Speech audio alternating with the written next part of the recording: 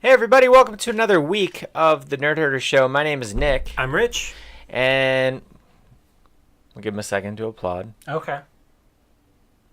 It's a long second.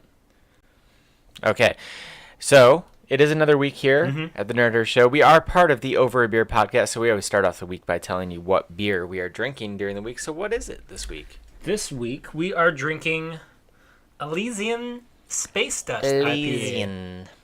Not to be confused with Elysium. This is Elysian Terrible Space movie. Dust. The guy at ABC highly recommended this. He didn't. I bought it, and then when I was checking out, he's like, "This is really good." Stardust IPA, the hopping is pure Starglow energy, lie, with Chinook to bitter and late and dry. Jeez, that's a lot of bitter and late and dry additions Oh my. of Citra and Amarillo. I gotta say, this logo, and maybe we'll post a picture on our Yeah. Instagram. It looks like some sort of an alien in outer space blowing coke. I mean, it's a hop. No, I know it's a hop, Okay. but I mean, he looks You like should an post alien. this on our Instagram, over__beer. We'll probably also post the picture and review on the Untapped app, which you can find us at Over Beer, one word. You think that was the expiration date or the bottle date, the 04 July 16 thing there? We'll go with it was the bottle I hope date. it's the bottle date. Very patriotic beer. July 4th it was Yeah. bottled on. Too bad they make them work on that day. That makes it even seem a little bit less likely. All right, let's drink it.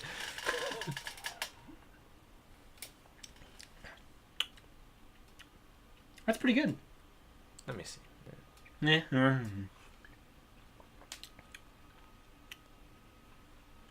The first sip tasted a little watery, but the second one was a bit better. It's Could be interesting. if it might be expired. We don't know. If you guys don't see us after this week, you'll know what happened. All right, so it is the start of a brand new week, which means top story. Yeah. Top of the story to ya week. And we don't have a video game top story this week No, that's going to be our because discussion. it's going to be our discussion. It was such a top story that it needed a discussion, but we do have a movie top story. Yeah, you got this picked out for us.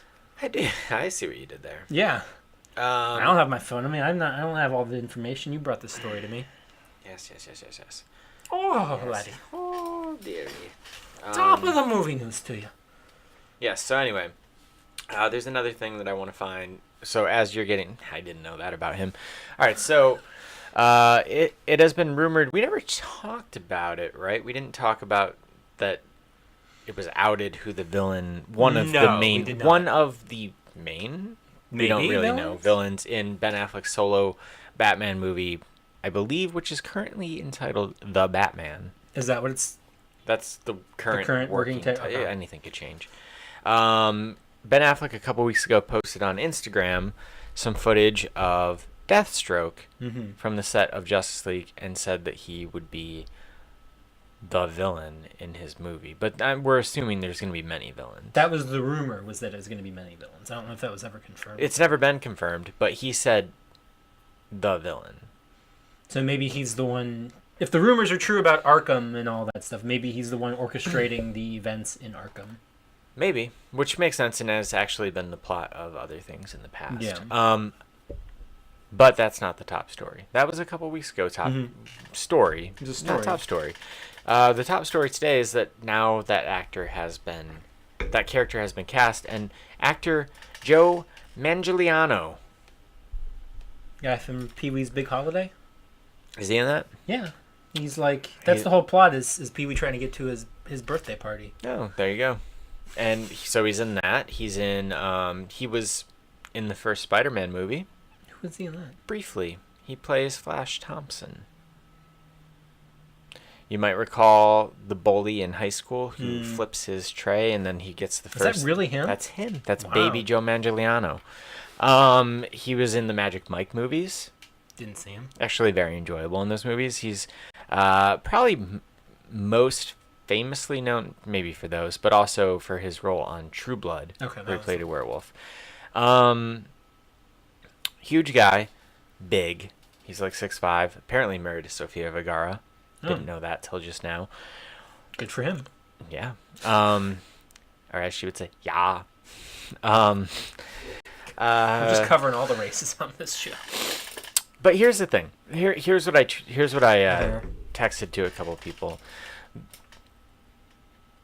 All of the greatest Batman movies have excellent actors as their main villains. Mm-hmm. And Ben Affleck said, "Get me Joe Manganiello." It's just kind of underwhelming, isn't it? Yeah, but remember, right? And of course, there may be others. Huh? There may be others. Well, not even that. We all thought the same thing when they announced Heath Ledger. I disagree.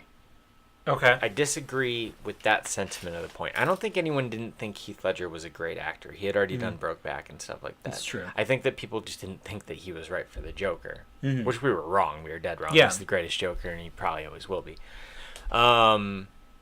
Just Joe Manchin, he's fine. I've never He's seen okay. him in anything else to really judge. It's just like, whether it pans, he could be awesome. Say he is the only villain in the movie, he could be incredible. But like, there's nothing exciting about seeing Ben Affleck square off against Joe Manganiello. He may be in the suit the whole time, and you may never even see much of his face. Right. We don't know. It's just kind of like, okay, Yeah. all right.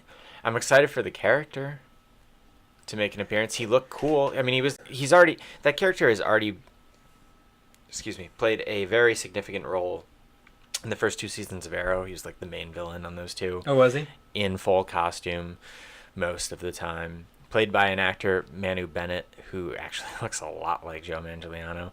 So it kind of feels in some ways to fans of that show, like myself, like sort of like covered territory. Mm-hmm. Arrow also already did the Suicide Squad. Oh, did So they? yeah, Really? they did that before the movie and stuff like that. So a lot of the stuff is already, like, because that was kind of the exciting thing about something like, say, Deadpool, where it was like, we've never actually seen Deadpool. Yeah. Well, And not in costume, not like that. Not how you wanted to see it. sure. And we already got like a pretty badass version of this character, Deathstroke. But I'm excited. The footage apparently is going to make some sort of a cameo in Justice League, whether it's in the movie or a stinger. But we already have seen some of him in costume. It looks cool. It looks badass. It's unclear if that was Joe Manganiello Or just somebody they had in the Manganiello, however he says it. costume. Or probably just a stunt double. Yeah. I don't think they had finalized the deal. I mean, you would have thought that if he had been cast and that had been him on set, we would have gotten reports of this. Yeah.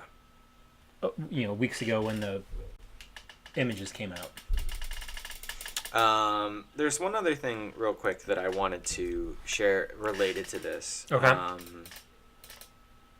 Let me just... Jeff Johns also came out with some comments about the tonal change. Jeff Johns, now the head of DC Entertainment, of Justice League from the criticism of BVS. Okay.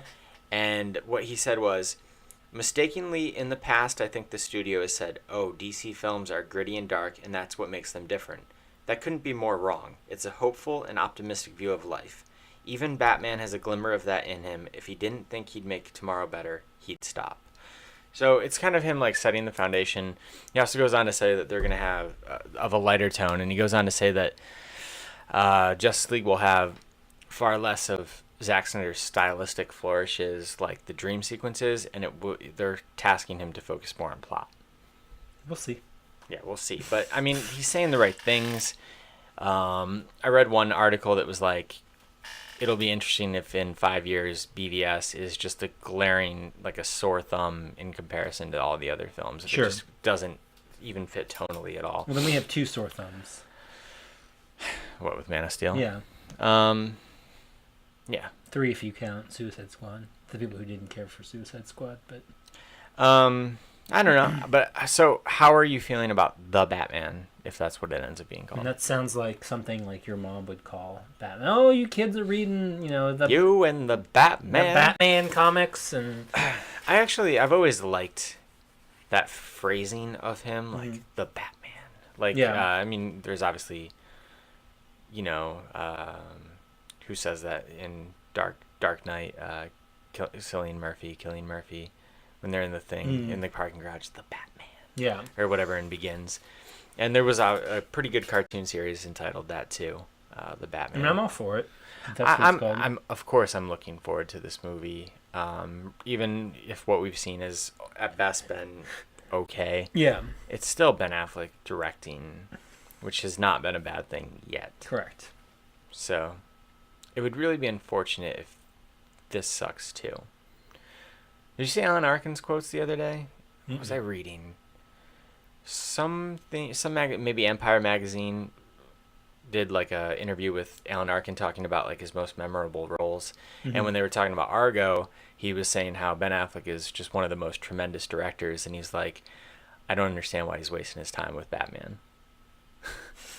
With this Batman stuff or something like that. And I was like, but maybe then he'll bring what Nolan brought to Batman and make it like a more legitimate, quote unquote, thing, like I really hope so. that level of filmmaking to those movies. So that is currently slated possibly for 2018. So a few years out. I'll be very interested to see if we're still excited about even a glimmer of hope about DC movies at that point. Because if they drop the ball in the next two, but see, even if they what drop do the you ball with I'll still Wonder be Woman, excited for Justice League, Batman no matter exactly. what. The Batman, just because Ben Affleck's doing what he's doing, and the involvement is what it is. Yeah. I will, no matter what happens, I will still have hope for that movie. Yeah. So. And if they fuck that up, they just got to start over.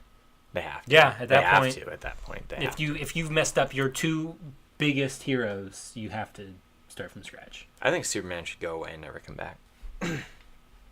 In those movies, anyway. He Anyway. may not even be in Justice League. But He is. Come on. Yeah, he is. we'll see. Yeah, he is. We'll see what happens. All right, so that's going to be this week's top story. What was your top story of the week? Tweet at us. I'm at Stonks. I'm at Rich Belson. We're on Facebook, facebook.com/overabeer, Instagram over_a_beer, and of course right here at YouTube, youtube.com/overabeer. If there's top stories that you feel like we miss or we should cover, let us know. Comments below. Again, tweet at us.